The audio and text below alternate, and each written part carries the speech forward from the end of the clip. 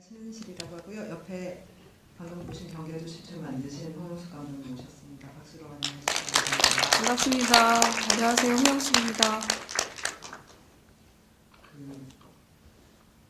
생각해보니까 오늘 다시 영화를 보니까 송두율 교수님 이심 확정을 출국하신 지 올해가 이제 10년이더라고요. 네. 그래서 그때 2004년이었으니까 그래서 2009년에 이 영화를 만드시고 다시 2014년인데요.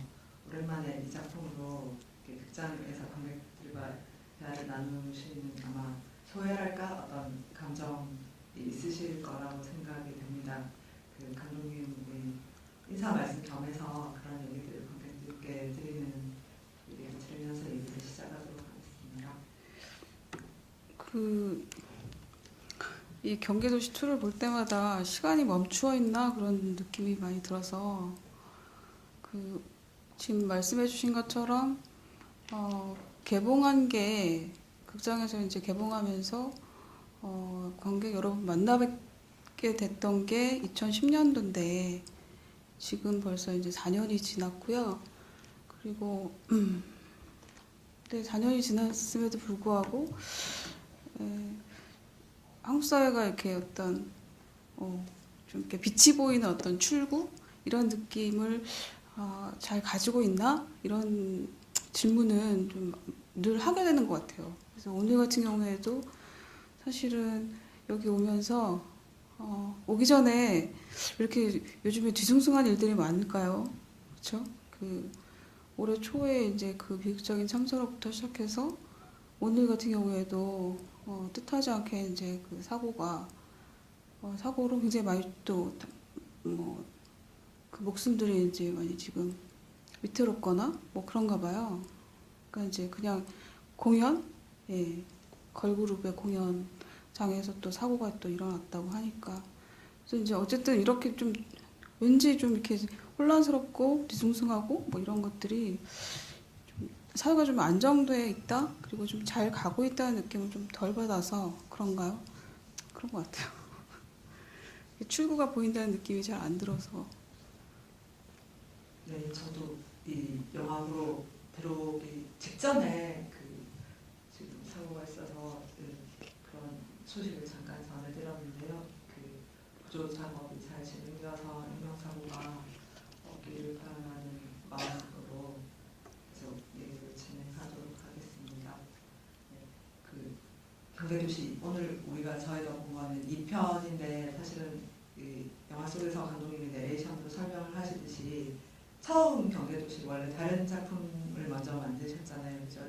아마 2년이었던 걸로 저는 기억하는데 그래서 감독님이 내레이션으로 설명하시듯이 KBS에서 방영을 하기도 했었다라고 하고 그래서 먼저 경기도시 1편을 안 보셨을 관객도 아마 자리에 계실 것 같아서 1편에 대해서 또 간략한 설명을 좀 해주셨으면 좋겠고 2편을 제작하시게 되신 계기에 대해서도 궁금합니다. 이렇게 영화의 2편의 서두에 보면 9월 17일 날 민주화운동 기념사업회에서 송두율 교수님 방한을 발표하고 18일 날 국정원에서 이 사전구속 영장을 신청해서 법원에서 발부받은 소식 뭐 이런 것들을 이미 독일에서 같이 송 교수님이랑 접하고 계셨잖아요. 카메라와 함께. 그러니까 어떤 사건들이 이렇게 가는 방향이 정해지기 이전에 이미 아마도 2편을 계획하시고 독일에 가 계셨던 걸로 보이니까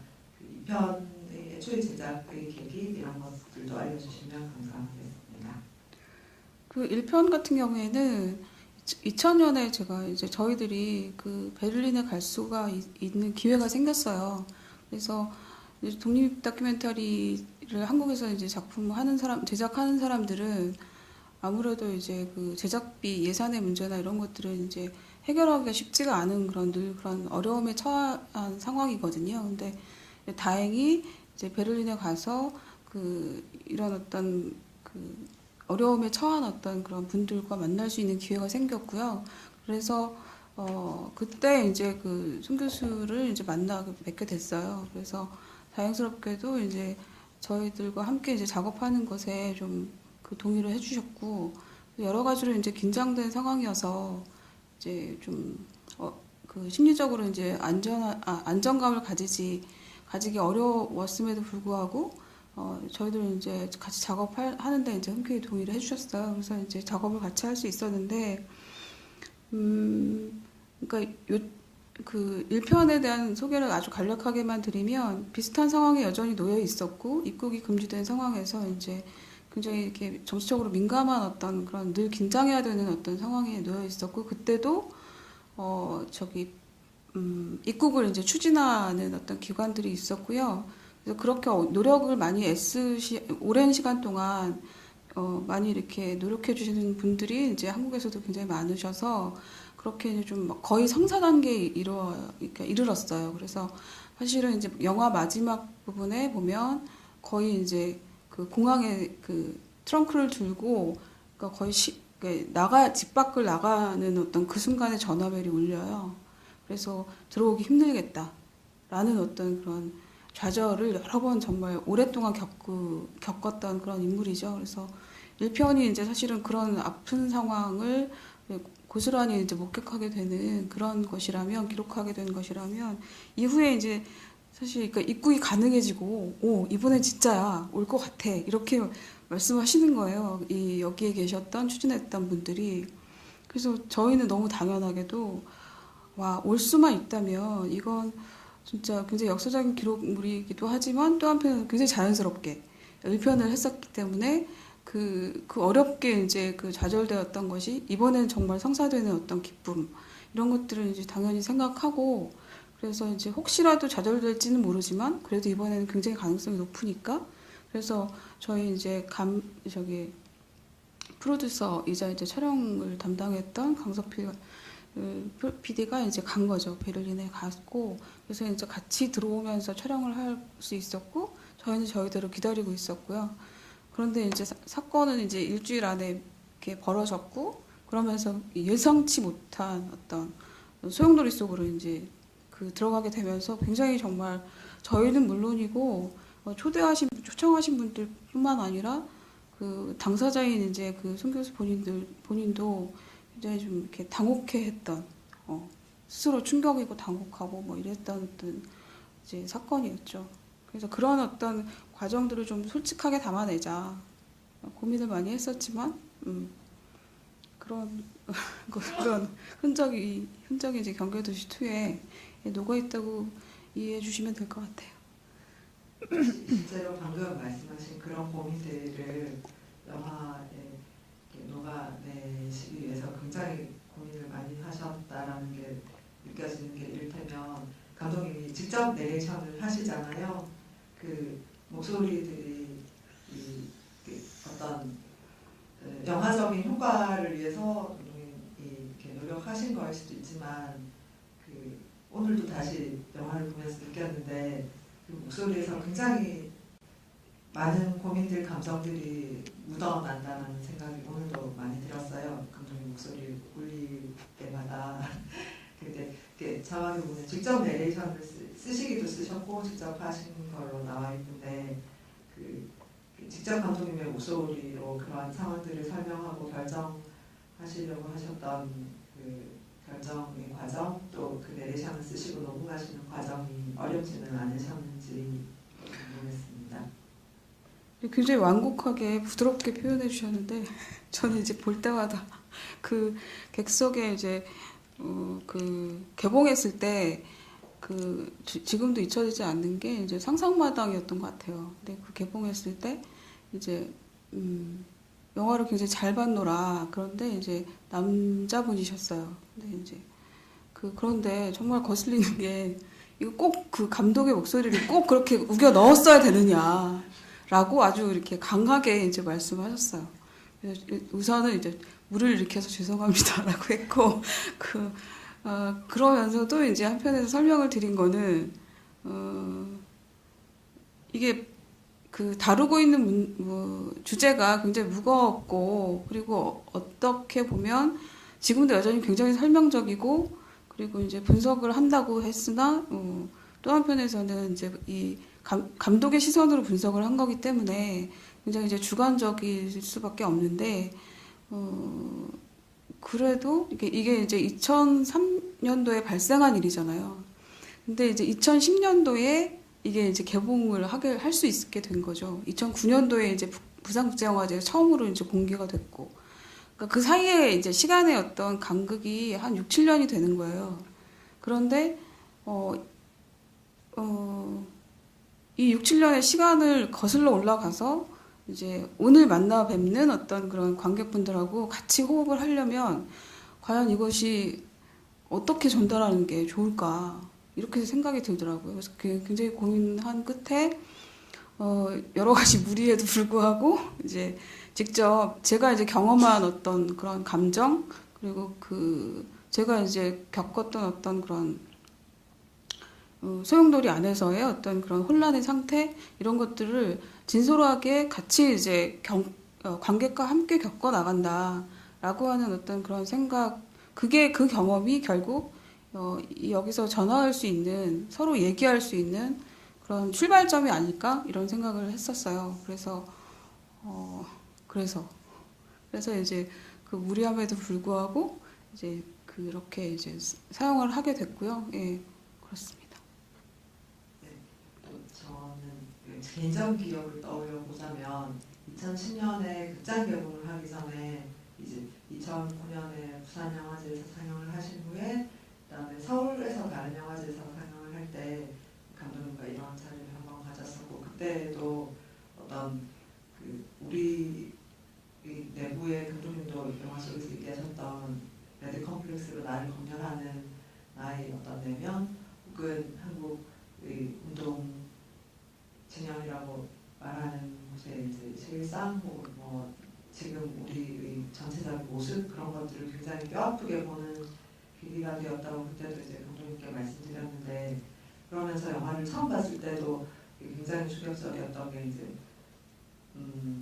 총선이 있고 집단을 생각해야 된다 그런 이제 운동 논리 이런 것들이 굉장히 중요하게 사람의 개인적인 삶보다 얘기되고 요구되는 부분들이 마음이 굉장히 크게 아팠고 그리고 이제 그 뒤에 그 송도율 교수가 독일에 돌아가신 다음에 2007년쯤에 그 한국 방문과 그때 있었던 사건들의 경험에 대해서 쓰신 책을 보게 되었는데 거기에도 편집자가 그런 얘기를 쓰셨더라고요. 2007년쯤에 그 원고를 받고 또 독일에 찾아가서 대담을 했는데 그 대담 내용 때문에 당시에 2007년에 대선을 남겨두고 있었기 때문에 그 책을 그런 게 뭐 당시에 한국의 뭐 이른바 진보 진영에서 대처를 잘못했다거나 어떤 태도를 보였다거나 하는 데 대해서 비판적인 내용이 들어가 있는 그 글의 원고 때문에 그 책을 내면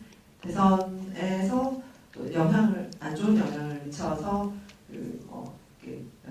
진보 쪽의 후보가 실패할 것이다. 그러므로 그 책을 내면 안 된다. 그 교수의 얘기를 꺼내면 안 된다라는 얘기가 그 당시에도 있었다고. 그래서 책을 내는데 굉장히 어려움이 있었다. 그런 얘기를 편집자가 쓴 거를 보고 다시 한번 마음이 굉장히 많이 아팠었거든요. 개인적으로는. 근데 2010년에 굉장히 이 영화가 굉장히 크게 화제가 되었고 많은 사람들이 뜻있게 보고 얘기를 많이 했던 영화로 기억을 합니다. 그럴 때 혹시 좀 곤란하신 질문일지도 모르겠는데 혹시나 그런 류의 반응은 없었는지 이 얘기를 다시 되짚어내어서 개봉하는 것에 대한 어떤 꼭 반드시 또 그 운동 진영의 불만만은 아닐 수도 있겠지만 이런저런 그 관점 차이로 인한 이 영화에 대한 불만이랄까 감독님께 항의 같은 것은 없었는지. 어쩌면 여기 오늘 영화 보신 분들 중에서도 약간의 판단을 달리한 팩트에 대해서 판단을 달리하실 수 있다고 생각해요. 그러니까 이제 주어진 정보 한정된 정보긴 하지만, 그러니까 이제 영화를 보고 끝나고 나서 이제 영화 안에서는 사실은 이제 누군가가 어떤 말을 하거나 행동을 하거나 이제 이런 것이 비판적으로 보일 수 있지만 또 한편에서는 호기심이 혹은 근원적인 물음이 예를 들어 그래서 김철수야? 뭐 이렇게 이제 묻게 되는 어떤 그런 마음이 여전히 남아 있거든요. 그게 저는 특별히 특별히 어떤 평가를 받아야 되는 어떤 생각이라기보다는 굉장히 자연스러운 거라고 생각해요. 그런데 이제 그런 것처럼 마찬가지로 그 이렇게 작업을 하면 할수록 많이 느끼는 건데 그 인생이 그런 것처럼 이 저기 우리 주변에서 벌어지는 현실에도 A 아니면 B 혹은 선 아니면 악 이렇게 완전히 단순화시켜서 단순하게 이렇게 구분할 수 있는 일들은 그다지 많지 않은 것 같아요. 점점 더 이제 복잡해지고 하기 때문에 그래서 더더군다나 이런 복잡한 어떤 그런 정치적인 상황에 놓여져 있는 사건의 경우에 당연히 이제 개입했던 관련자들이 관계했던 분들이 굉장히 많잖아요. 그러니까 당연히 그 중에 관계자 중에 한 어떤 사람으로서 저는 이제 그 n분의 1 그것을 목격하고 기록하고 관찰했던 어떤 사람의 어떤 시선으로 n분의 1이었다면 다른 분들은 다 제각각일 수 있다고 충분히 생각하고 있어요. 그래서 그 극장에 개봉했을 때도 마찬가지고 이제 이런 말씀을 늘 드렸고요. 그다음에 이제 뭐 여러 이제 그 상영하러 다녔을 때 특히 이제 지역 같은 경우에 뭐 지역에서 이제 뭐 몇 군데 같은 경우에는 그런 걱정들을 사실은 해주셨어요. 그때가 이제 상영했었던 2010년도도 제 기억으로는 지자체 선거 같은 게 있었어요. 네. 그래서 이제 저희 영화가 3월 25일인가에 개봉을 했는데 6월 초에 저기가 있었거든요.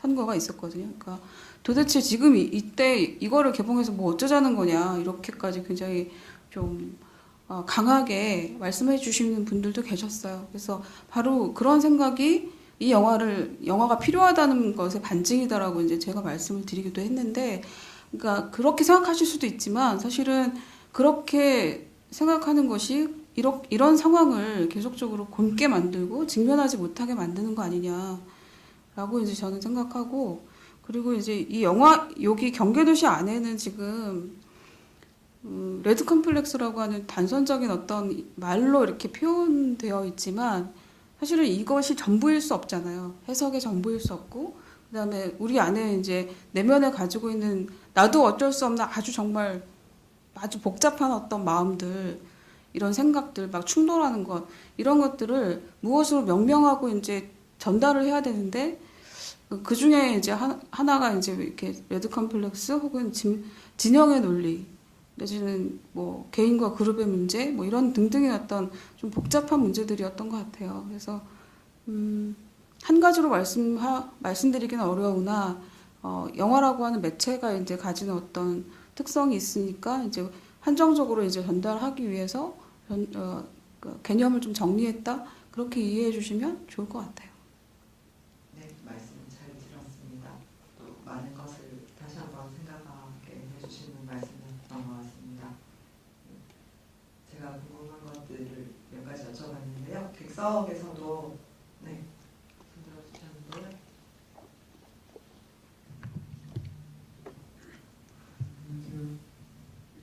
다음 작품 없나요? 네? 창의적이요. 다음 작품. 네. 지금 제작하고 있는 게 있냐고 말씀이시죠? 네.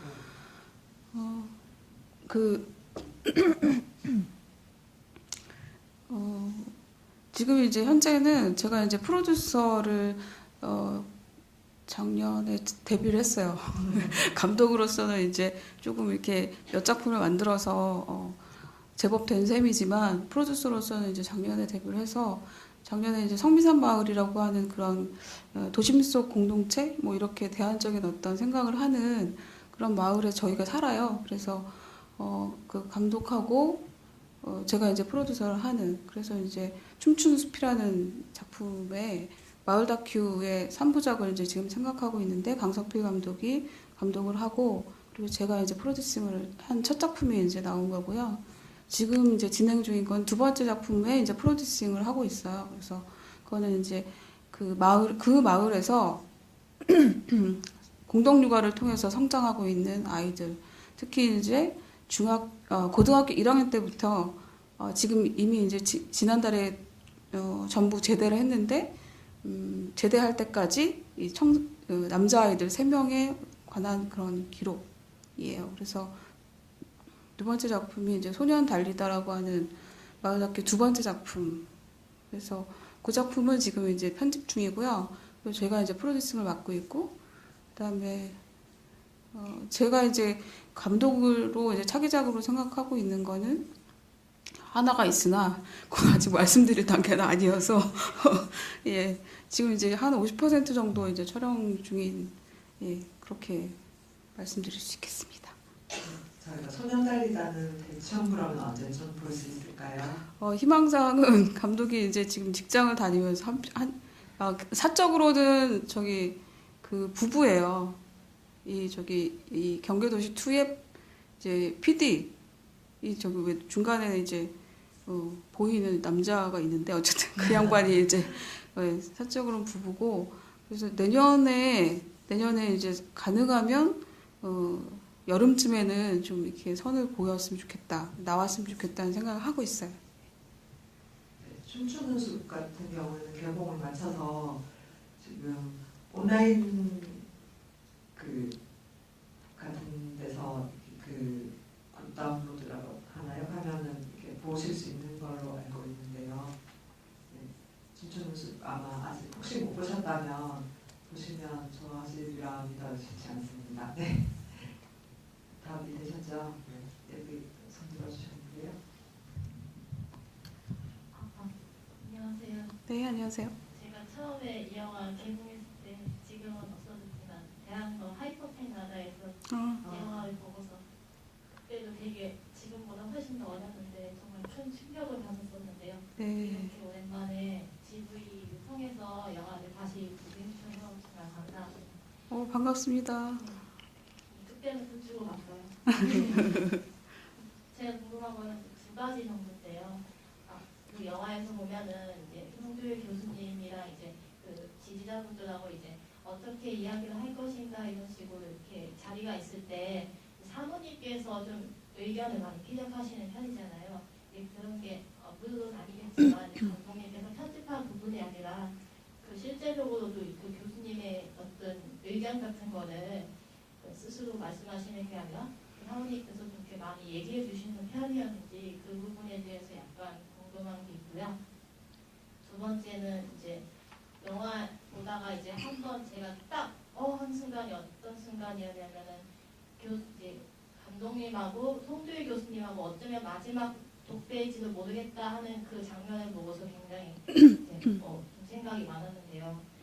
그때 감독님의 어떤 카메라의 시선을 보면은 감독님이 하고 싶은 말을 끌어내는 게 아니라 그래도 침묵을 지켜주셨다고 하셨잖아요. 그 이후로부터는 이제 그 전까지 이제 송두일 교수님하고 좀 발랄한 대화도 있었고 이런 식으로 갔지만 그 이후부터는 어쩌면은 이제 취재팀이 송두일 교수님에 대해서 어떤 진실을 알고자 하고 그런 게 아니라 한국 사회에서 어떻게 송두일 교수를 대하는가에 대해서 이제 이렇게 단편적으로 보여주셨는데 우리가 이렇게 지금 되게 저런 게 있었구나 하고 보지만 실제로 찍으시는 감독님께서는 그 이후로 굉장히 많은 고민이 있으셨을 것 같아요. 그래서 그 경계도시 그 원에서도 이제 신분이 있으셨고 하지만 이제 그 이후로는 이렇게 어떤 대답을 끌어내는 게 아니라 그 사건들을 보여줌으로써 이제 작품을 이제 보여주셨는데 좀 끌어내고 싶은 교수님한테 이거 이렇게 되는 거 잘못된 거죠? 이런 식으로 끌어내고 싶은 그 어떤 제작자로서 마음은 없었는지 좀 그런 거에 대한 고민에 대해서 약간 이야기를 듣고 싶어요. 잘 예리하셔서 좋아하는 영화인데요. 진짜 친구한테 추천을 많이 했어요. 이 영화를. 근데 사실 이렇게 컴퓨터 모니터로 영화를 보는 거하고 극장에서 영화를 보는 거하고는 차원이 다르잖아요. 그래서 선뜻 친구한테 이렇게 보라고 못했는데 요즘에 GV의 자리가 있어서 친구와 함께 손을 잡고 왔습니다. 진짜 고품격의 관객이십니다. 잘해주셔서 너무 감사합니다. 고맙습니다. 그 첫 번째 이제 질문에 관해서는 사실 이제 그 1편 같은 경우에 이제서 보면 선생님은 그러니까 송 교수님은 그러니까 그 굉장히 달변이세요.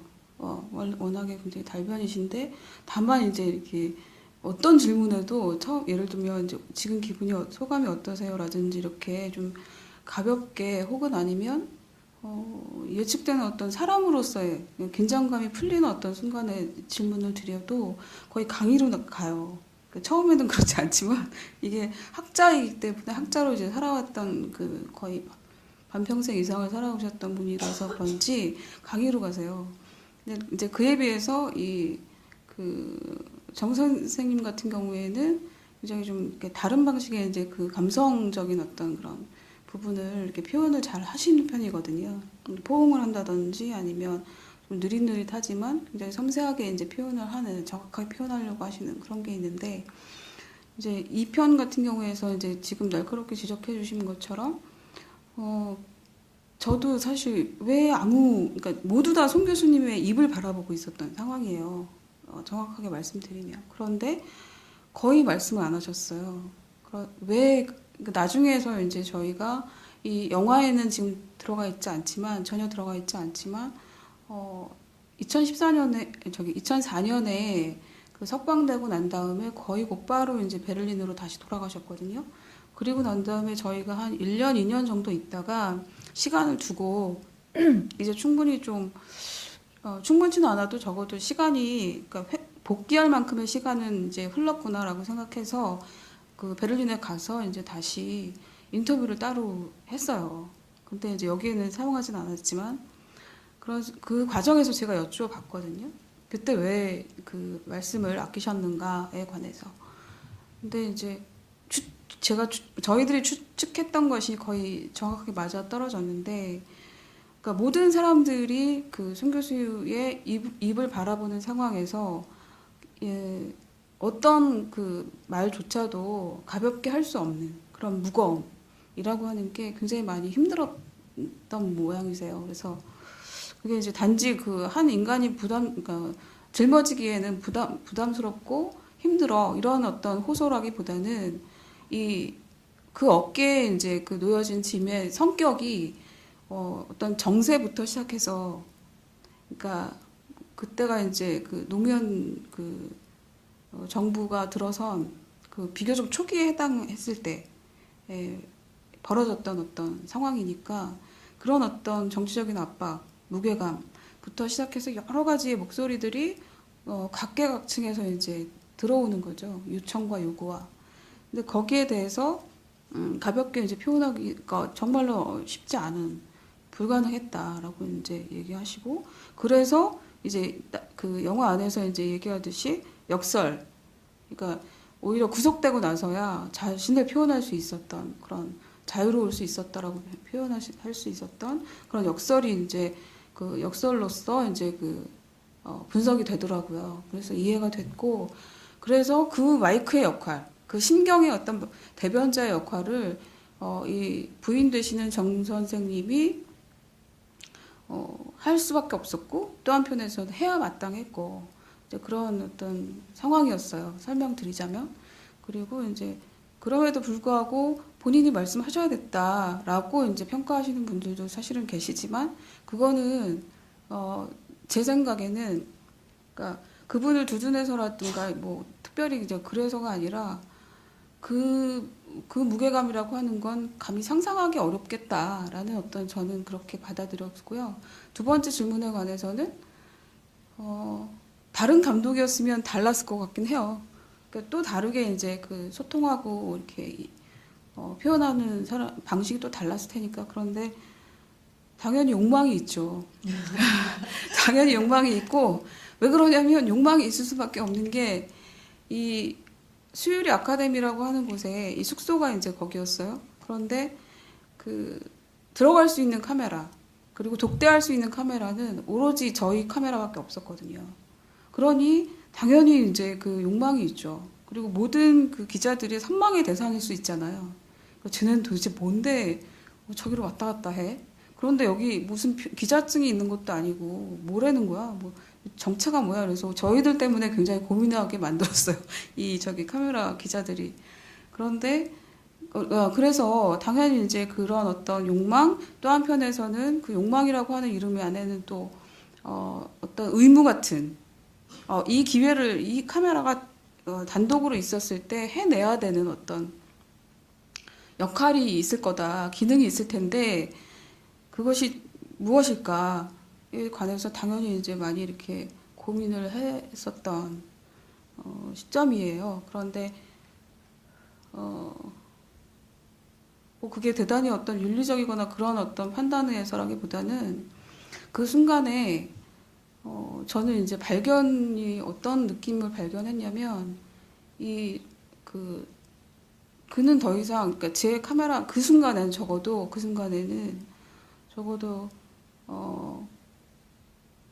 굉장히 어떤 그런 긴장감에 휩싸인 어떤 상황에 놓인 그런 철학자이거나 그런 인물이 아니라 말하자면 그 인생의 어떤 그 갑작스러운 세파의 경랑의 그 와중에 시달림을 받고 그다음에 그 어디에서도 쉴 수 있는 시간과 공간이 없었던 그런 어떤 한 사람, 한 인간을 보게 되는 것 같아요. 그래서 이제 그런데 내 카메라가 돌아간다는 이유로 정말로 이제 그 실시간조차도 그 아주 짧은 어떤 그런 단잠 혹은 짧은 침묵의 시간 그런 것들이 필요한 것 같았어요. 그래서 오히려 묻는 것보다 그리고 사실에 대한 확인을 하는 것보다 이 시간의 어떤 침묵의 어떤 이 순간을 그저 그냥 말붙이지 않는 게 훨씬 더 이제 그에게 필요한 시간이라고 생각이 드는 거죠. 그래서 다만 저는 그래서 끌까 말까를 생각을 했었던 굉장히 혼란스러워하면서 욕망과 이제 이 책임과 동시에 사람에 대한 어떤 생각 속에서 이제 굉장히 갈등하다가 끄지는 않았으나 레코딩은 됐으나 이제 그 침묵의 순간은 좀 그에게 필요한 순간은 적어도 줘야 되는 거 아니냐 그런 생각이 들었던 것 같아요. 그래서 누군가는 기자 네 그렇죠. 그 어떤 기자분 같은 경우에는 평론가이자 이제 기자 출신의 평론가이시죠. 근데 그분은 이제 책임을 왜 그런지는 알겠으나 굉장히 이렇게 책임을 그 역할을 다하지 못했다라고 이제 보시는 분도 계세요. 근데 그런 어떤 평가라고 하는 게 저는 적절할 수 있다고 생각해요. 그렇지만 저는 그렇게 선택하는 게 저한테는 필요했던 거죠. 답이 되셨나요?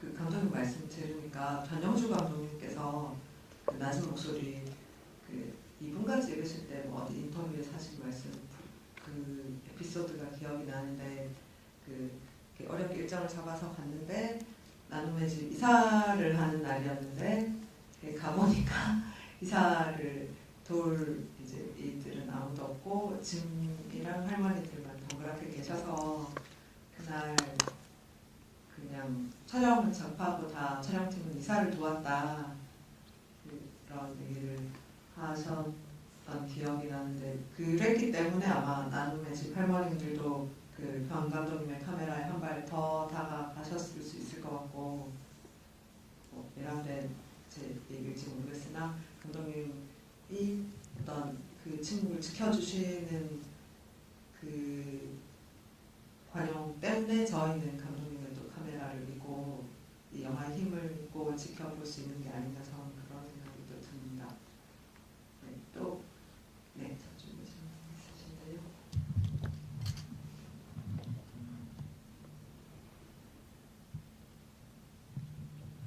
영화 잘 봤고요.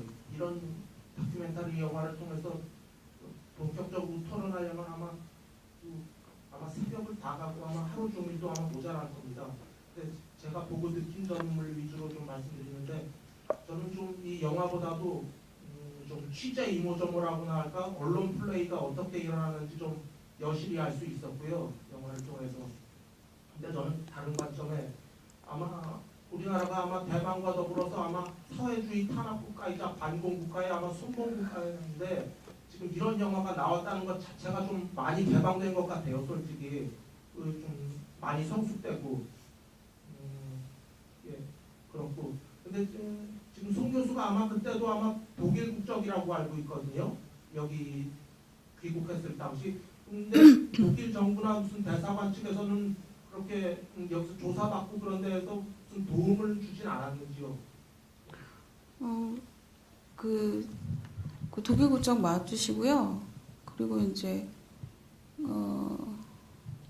그 대사관이나 이런 쪽에서 처음에 입국하실 때부터 같이 이제 그 동행을 하셨어요. 공항에서부터 하셨고, 그다음에 이제 계속 요청을 했어요. 변호사 입회라든지 이런 권리, 기초적인 어떤 권리에 관해서도 계속 이제 그러니까 대사관 측에서도 입장을 밝혔고 요청을 했고, 그럼에도 불구하고 이제 그때는 노무현 정부 이제 말씀드렸던 것처럼 비교적 그러니까 초기에 해당하는 들어서자마자 거의 몇 개월 안에 이제 벌어진 일이라서 그러니까 대통령이 누가 되느냐와 무관하게 수장이 누가 되느냐가 무관하게 이제 기존에 있었던 어떤 그런 기관, 국가 기관의 이제 돌아가는 시스템은 작동되는 시스템은 또 다른 문제더라고요. 그래서 그런 요청들이 이렇게 별로 이렇게 잘 실질적으로 이제 실무선에서 잘 먹히지 않는 그런 어려움들이 있었던 것 같아요.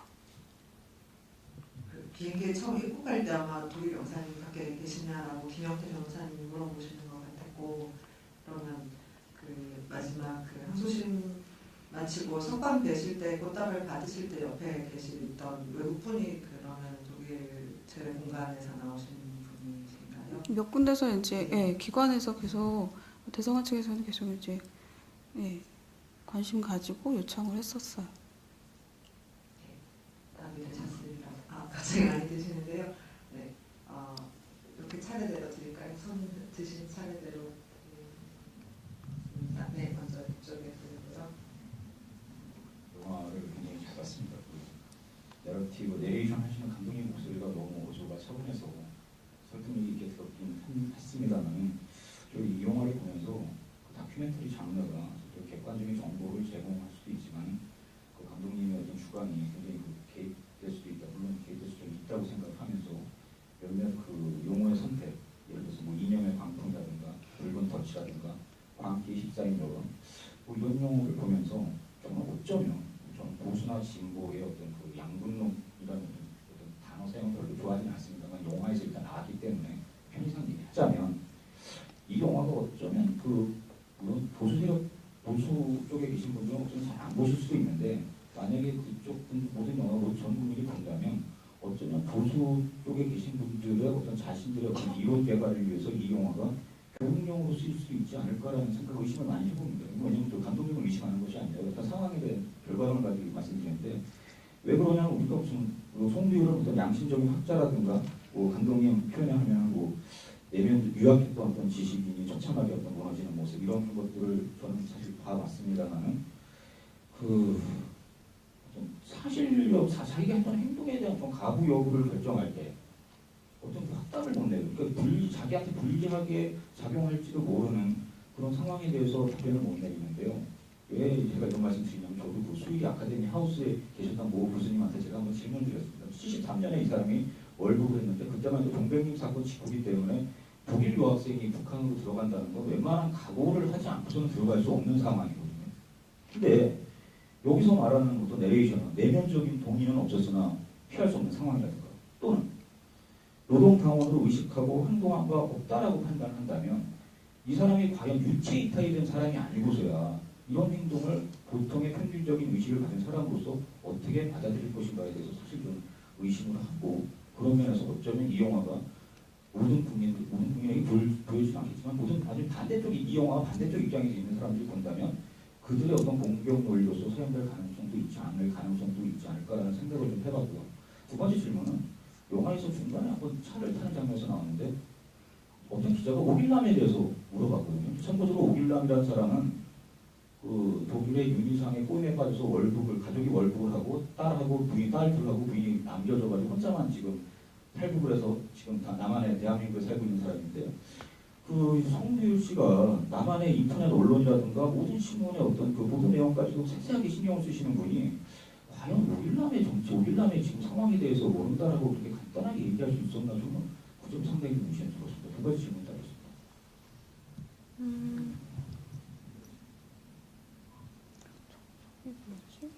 우선 영화 사용에 사용보다도 네. 이 송두율이 자기가 과거에 분명히 한 행동에 대한 사실 여부에 대한 가타부타 여부를 결정적으로 답변하지 못하고 있다는 거죠. 그래서 뭐 처벌 여부를 떠나서 과연 양심적인 학자라면 과연 그런 모습을 보여주는 것이 타당할 것인가라는 것에 대해서는 물론 그건 송두율의 자유지만 감독님께서는 어떻게 보시는지 궁금합니다.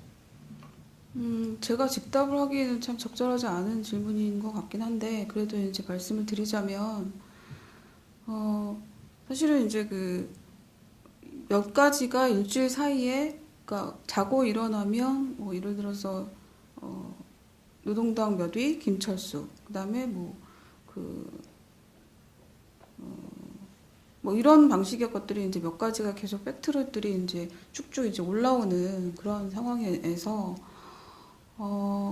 이제 이렇게 당혹하면서 다들 당혹과 충격에 이제 휩싸였었는데 그러면서 이제 사실 확인이라든가 이런 것들을 이게 어떻게 된 일인지 내지는 혹은 사후적 어떤 그런 그 사실 확인 이런 것 작업들이 있었던 걸로 알고 있어요.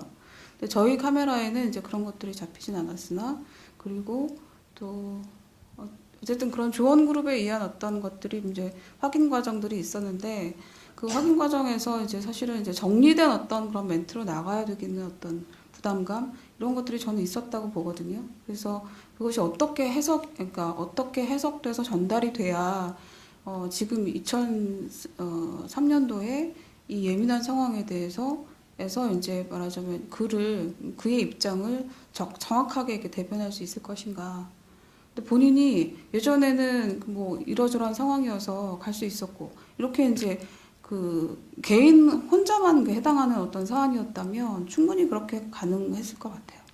그런데 이제 지금 앞서 이제 몇 가지 질문들에서 이제 말씀드렸던 것처럼 여러 가지 어떤 복잡한 정황에 놓여 있었고 정책 문제에 이제 관련되어 있었기 때문에 이게 그러니까 쉽게 그 개인이 생각하는 대로 이렇게 판단하고 그것을 이제 직답할 수 있는 그런 방식으로는 표현되기 어려웠던 것이 분명히 있을 것 같긴 하고요. 그 다음에 번째 뭐 오길남 씨 질문 건도 마찬가지예요. 그러니까 오길남 씨 같은 경우에도 사실은 이제 그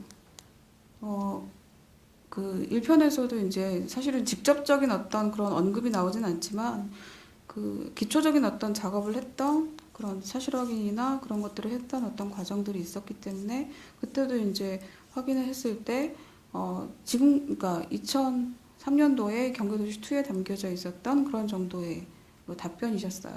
그래서 그것에 관해서 평가를 하자면 할 수는 있겠으나 저는 그렇게 그 평가하는 부분에 관해서 유보를 하면서 이제 하는 입장이었고요.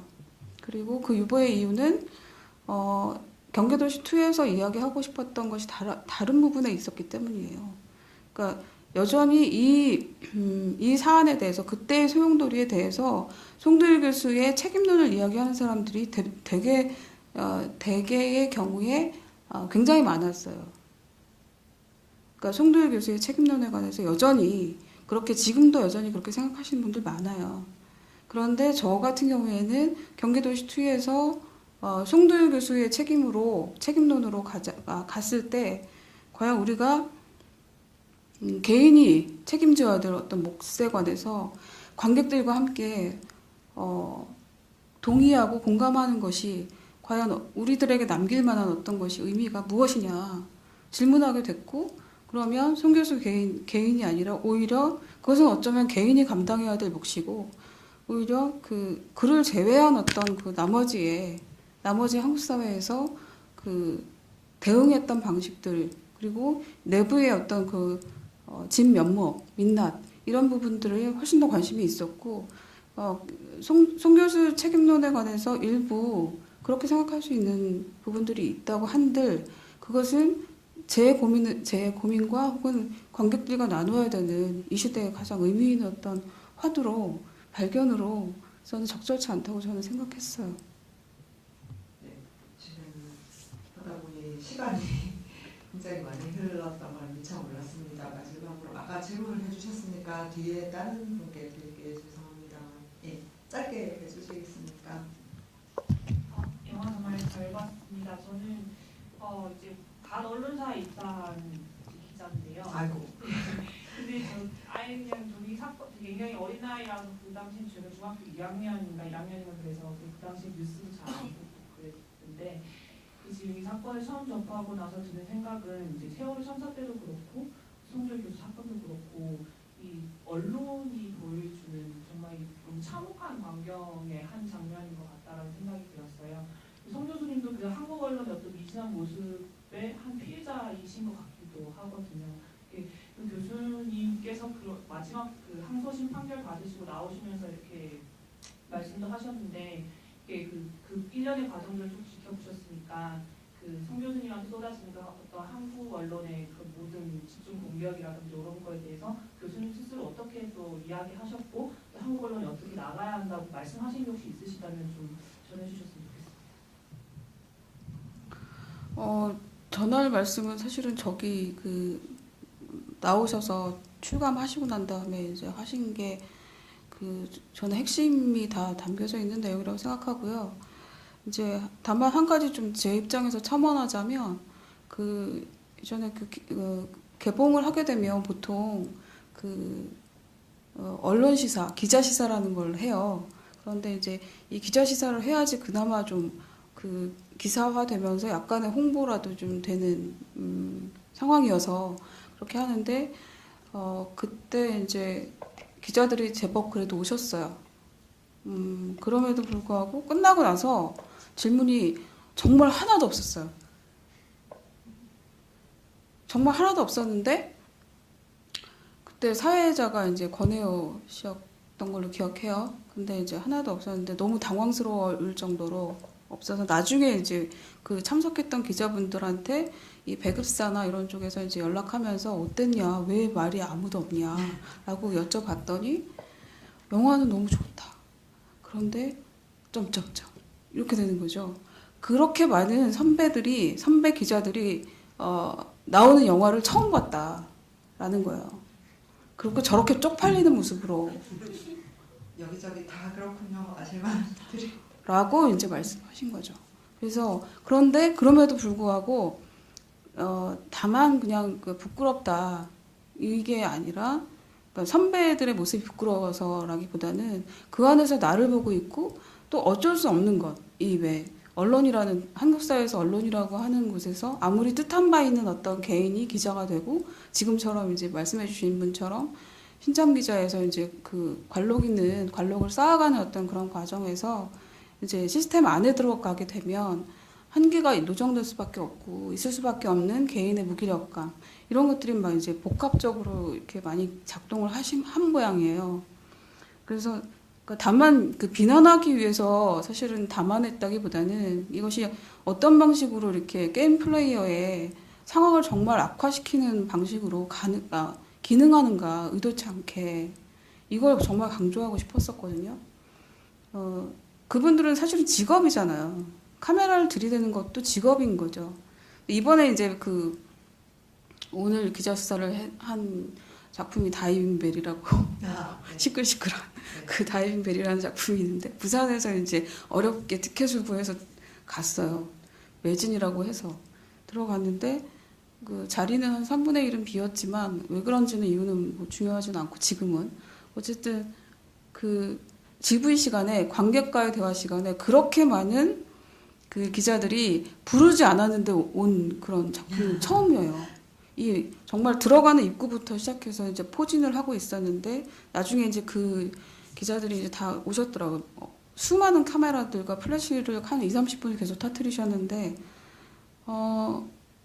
그 현장이 바로 그런 어떤 느낌이었어요. 다이빙벨 안에서도 이제 언론에 관한 이야기가 이제 잠깐 나오지만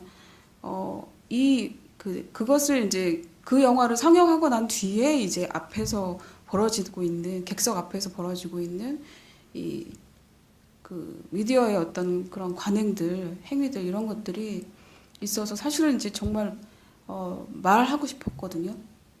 그리고 제가 다큐멘터리로 이제 작업을 하고 싶다라고 생각하는 것 중에 하나가 수관 중에 하나가 언론에 관한 미디어에 관한 거예요.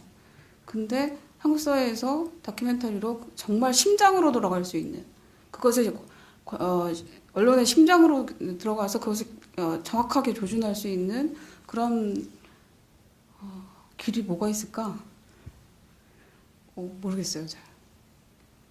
그래서 늘 막혀 있는 기분이죠.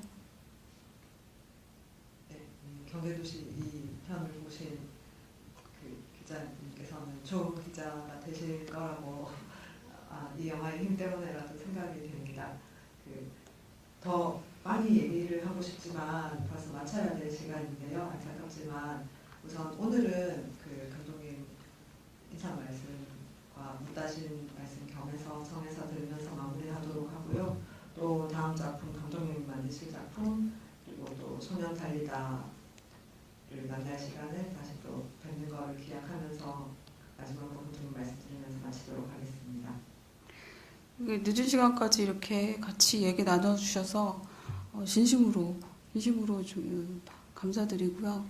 그리고 참 재미없는 영화예요. 저희 아들도 싫어해요, 막. 저희 아들 지금 중학교 1학년인데 어렸을 때부터 이제 저희가 이제 부부가 이 일을 비슷한 일을 하다 보니까 이제 같이 영화제에 가게 되면 또 같이 가야 되고 이러거든요. 그러면 항상 이제 자기는 재밌는 영화 보고 싶은데 끌려 들어와서 항상 이제 이걸 보고 있고 이래야 되는 어떤 상황이죠. 그래서 최근에도 이제 그런 것 때문에 가끔 이제 말을 해요. 그런데 이제 어쨌든 굉장히 이렇게 보기 불편하셨을 것 같긴 하지만 그래서 약간의 별명이 이제 술을 부르는 다큐 그렇게 이제 이야기도 했는데 어쨌든 이렇게 그 편안하고 그런 영화들도 물론 이제 그 주는 기능들이 있지만 조금 불편하더라도 우리가 사는 것에 관해서 그리고 그다음에 우리의 삶에 관해서 이야기를 좀 들여다봤으면 좋겠는 그런 영화들이 좀 많아요. 그래서 그런 영화들이 이제 독립 영화들 중에서도 제법 많은데 그런 것들 좀 관심 가져주시면 훨씬 더 이제 좋은 방식의 기능을 영화가 할 수 있지 않을까. 그래서 좀 아까 말씀드렸던 것처럼 굉장히 고품격의 관객들이 좋은 영화를 만드는 그런 그 원동력이 될 거라고 생각합니다. 예, 고맙습니다. 네, 함께해 주신 감사드립니다. 안녕히 돌아가십시오.